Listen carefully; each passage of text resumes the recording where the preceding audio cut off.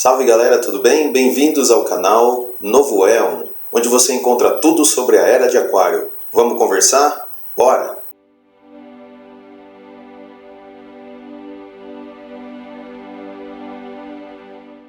Bom, não é novidade para ninguém que a Era de Aquário ela é uma percepção da astrologia. Todo mundo hoje em dia sabe o que é astrologia, ou praticamente todo mundo, então é desnecessário a gente falar sobre isso, mas mais para frente no canal talvez a gente possa conversar um pouquinho sobre astrologia.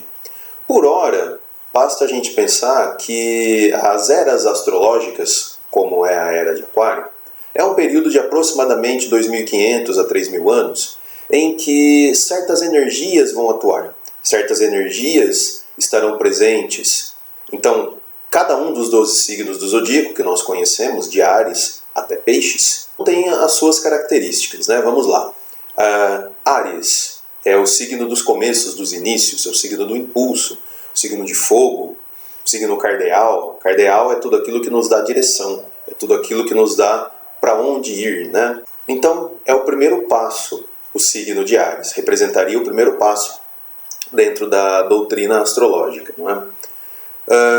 Agora, quando você chega em Touro, aí já muda um pouquinho, porque você sai com aquele ímpeto de Áries, aquela força, vambora, opa, demorou, tamo indo. E você sai, você dá o primeiro passo, que é o passo mais difícil, e muitas vezes o mais importante. Mas de repente quando você chega em Touro, não, espera, só um minuto, dá um tempo aí. Que é a característica de Touro, né? A característica do ruminar. Ruminar em que sentido? Compreender as coisas, pensar, né? Sedimentar as coisas antes de prosseguir. Então depois que você chegou em Touro, né, você deu uma controlada naquele ímpeto inicial que você estava em Áries. Quando você chega em Gêmeos, o que vai acontecer? Aí você vai querer expandir. Aí você vai querer, né, ir para todos os lugares. Aí Gêmeos já é um signo de ar, é um signo que vai levar você para diferentes lugares, vai levar você para diferentes momentos da vida. Por isso Gêmeos, sendo o primeiro signo do elemento ar, ele já é o signo da comunicação. Então, comunicar esse ímpeto para o mundo, levar essas ideias maravilhosas que a gente teve lá em Áries, né, no primeiro impulso, levar para todo mundo. De repente, a gente chega em Câncer. E Câncer fala assim, não, calma aí. É muito bom você ter esse ímpeto, é muito bom você querer ganhar o mundo, mas como é que está ao seu redor? Sua família, por exemplo? Como é que está a sua vida interior? Como é que está a sua vida pessoal? Vamos dar um jeito nisso? Isso é Câncer. Depois que você dá um jeito nisso, aí a gente vai para Leão.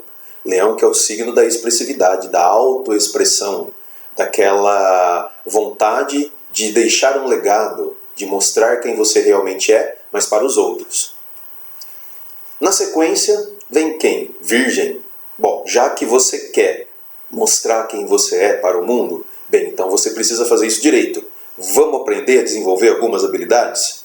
Então, Virgem é o signo que nos ensina a desenvolver as nossas habilidades, principalmente as intelectuais, que são muito necessárias para a nossa expressão no mundo, né? Então ninguém gosta de alguém que fica falando besteira, por exemplo, ou que só fica importunando com brincadeira fora de hora. Virgem seria o signo que iria nos ensinar quando você deve ser sério e quando você não deve ser sério. Na sequência, logo depois de Virgem, nós chegamos em Libra. Aí a parada fica séria. Porque até então, você estava ali treinando, era você consigo mesmo praticamente. Eram coisas próximas a você. A sua família, são as suas ideias, a sua autoexpressão. Quando você chega em Libra, então acredita-se que você está pronto para se relacionar. Por isso, Libra, e se a gente pegar, por exemplo, o Tarot também, a casa 7, representa os relacionamentos, conviver com o outro. Então não adianta nada você ter uma grande autoexpressividade e você não saber conviver, se relacionar com as pessoas. Prosseguindo então, logo depois de Libra, signo de ar, o segundo signo de ar, e aí é você com o outro, então nós chegamos em Escorpião. Porque é meio traumática esse estabelecimento de relações fora do ambiente que nós temos controle, fora de ambientes conhecidos como a família, por exemplo, os amigos mais próximos. Então o escorpião fala, espera, vamos nos voltar para dentro e vamos fazer um exame de consciência. Como você está? Como está a sua alma? Como está o seu universo interior? Uma vez que você consegue fazer isso e é bem sucedido, a gente chega em Sagitário. Sagitário, que é o signo do estabelecimento de metas. Então, a representação de Sagitário é o arco e a flecha segurados por um centauro. Então existe uma representatividade muito grande de para onde você quer ir. Agora que você já passou por todas as outras 8 casas do zodíaco, que você entende um pouquinho melhor sobre si mesmo, está na hora de alçar novos voos, né, de ir mais longe. Então aí você mira e atira, mas nem sempre você acerta o alvo de primeira. Então aí você pula para qual casa? A casa seguinte, que é Capricórnio. É a casa da montanha. Então você tem que atingir algum lugar. Atirou a flecha, você vai atingir alguma coisa. Ou alguém vai saber. Então você precisa subir a montanha para você ver aonde que você atingiu. E subir a montanha é aí um exercício de autoconhecimento. Por isso Capricórnio, ela é a casa das realizações, né?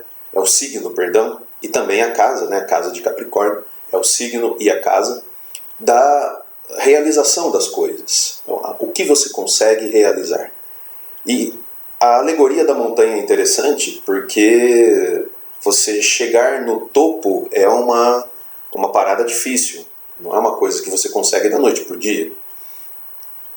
Uma vez que você chega então no topo da montanha, você olha onde você atirou. Você pode analisar se o seu tiro que você deu lá em Sagitário foi certeiro, ou se você acertou lugar nenhum, ou acertou alguém sem querer. O que na maioria das vezes é o que acontece, né? Bom, se você tiver alguma certeza de que é isso mesmo que você quer, então você chega em Aquário e transforma isso num ideal. Por fim, se você conseguiu chegar nesse momento, transformou a sua meta num ideal de vida, você tem certeza plena de que aquilo que você escolheu, o caminho que você escolheu é o que você realmente quer, então aí o que acontece? Você transformou em ideal, você vai perseguir isso, e aí está na hora de você se doar para isso, que é a última casa, quando nós chegamos em Peixes. Então tá aí, né, características principais, assim, talvez muito mal e porcamente aqui colocado para vocês, né, mas características principais de cada signo. Deu para pegar mais ou menos aí? Pois é. Então cada era astrológica carrega mais ou menos essas características. Eu falei há pouco que a casa de Aquário, que o signo de Aquário, é o signo do ideal, do idealismo, né? Da luta por transformar, por mudar as coisas no seu entorno. É exatamente isso que representa o éon de Aquário, ou a era de Aquário. Né? Então, acredita-se que a era de Aquário teve início aí nos anos 1960, o que faz sentido se a gente pensar desde o ponto de vista sociológico. Foi um período de grandes transformações sociais. Os novos movimentos sociais, assim chamados na época, tiveram uma grande importância nas transformações que se seguiram a partir dos anos 1960. Então é ali que nós temos uma reviravolta, né? O movimento feminista, o movimento pelo direito civil dos negros, que depois ganhou um fortalecimento muito grande, se tornou um movimento negro. Nós temos também o movimento ambientalista, que se preocupa, né, até hoje com o meio ambiente e traz essa responsabilidade para todos nós. O movimento LGBTQIA+, então a sexualidade ela deixa ali, né, aquele quadradinho do heterossexual, da monogamia, e aí vai ganhando, né, outras formas de expressão. Então a galera que até então, né, galera homossexual, travesti, transexual, que até então era obrigada a se reprimir por causa de uma sociedade excessivamente repressora, tecnocrata, burocrata, impositiva. Então todo esse pessoal, a partir dos anos 1960, começa a falar, não, pera, não queremos mais isso, vamos mudar as coisas, nós temos como mudar, nós temos conhecimento acumulado para mudar isso. E aí a ciência, claro, ganha uma expressão muito grande, ganha uma importância muito grande, ainda maior do que já tinha, na vida das pessoas, porque os movimentos sociais popularizam a ciência. Que até então ela era conhecida, mas ficava meio que restrita às universidades, né? E não era todo mundo que tinha acesso a isso. Você tinha que ter uma quantidade ali de grana, você tinha que ter, ou você tinha que ter nome, ou você tinha que ter uma família, enfim. As universidades eram meio que lugares assim, ambientes muito seletivos. Com os movimentos sociais, isso muda. Com os movimentos sociais, existe uma pressão para que as portas da universidade se abram. Então inicia-se esse processo. E qual foi o principal movimento? Agora sou eu aqui colocando para vocês a minha visão, de acordo com os meus estudos, de acordo com tudo aquilo que eu venho pesquisando há muito tempo na minha vida. Qual foi o movimento principal que gerou tudo isso? Foi o movimento hippie. E quem é que foi o grande idealizador daquilo que viraria o movimento hippie?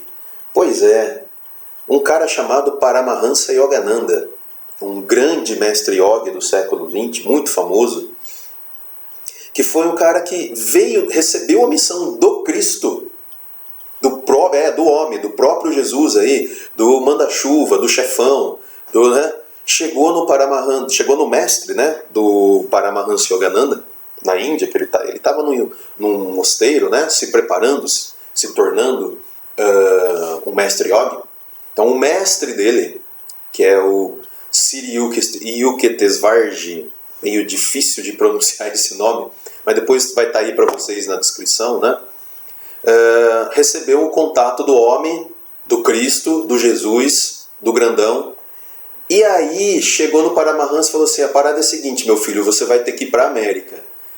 E o Yogananda falou: não, mas eu não quero ir para a América. Você não tem que querer, quem mandou foi o homem. Opa, então eu vou.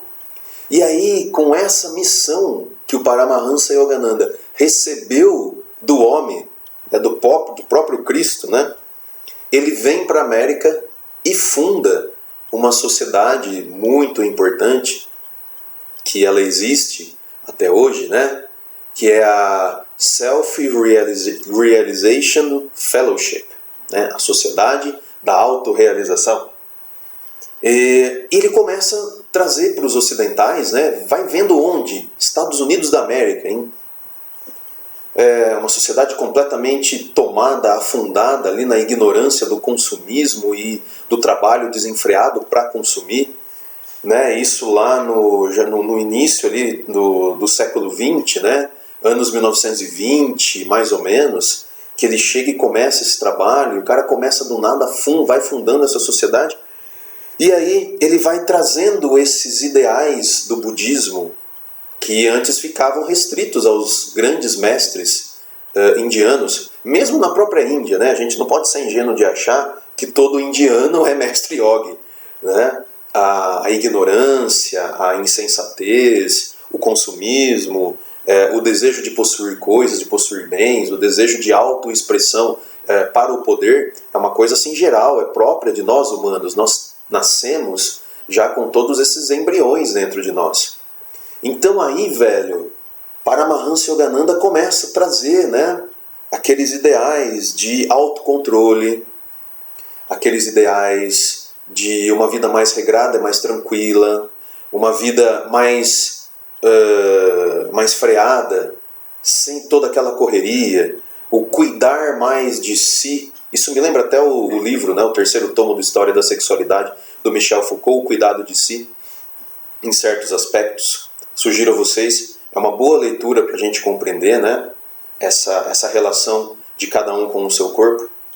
Então, o Paramahansa Yogananda começa a levar esses conhecimentos valiosíssimos do budismo indiano para a galera norte-americana. E aí, cara, isso começa lá nos anos 20, vai anos 30, anos 40, no final dos anos 50 ele atinge o Samadhi, né? Para quem não sabe o que é o Samadhi. O mestre yogi, ele entra no estado de meditação e deixa o seu corpo voluntariamente. Então, não é exatamente uma morte. Não existe ali um rompimento por terceiros, né? por uma outra espiritualidade que vai lá e corta, digamos aí o anjo da morte, por exemplo, só para exemplificar. Não é alguém que chega lá e corta o cordão de prata e você tem que ir embora. Não. O cara vai lá e voluntariamente ele atinge um estado, um nível de consciência tão avançado, tão elevado, que ele fala, tô indo, tchau, fui. Foi o que aconteceu com o Paramahansa Yogananda. Há relatos disso, vocês encontram na internet. Muito interessante sobre a vida do Yogananda. Isso no final dos anos 50, ali no início dos anos 50. Quando chega nos anos 60, todos esses ideais se tornam um grande movimento chamado movimento hippie. E aí, para quem quiser entender o que foi o movimento hippie, eu sugiro que ouça a música do nosso querido Raulzito, nosso querido Raul Seixas, Novo é On. Ouça essa música, você vai entender o que foi o movimento hippie.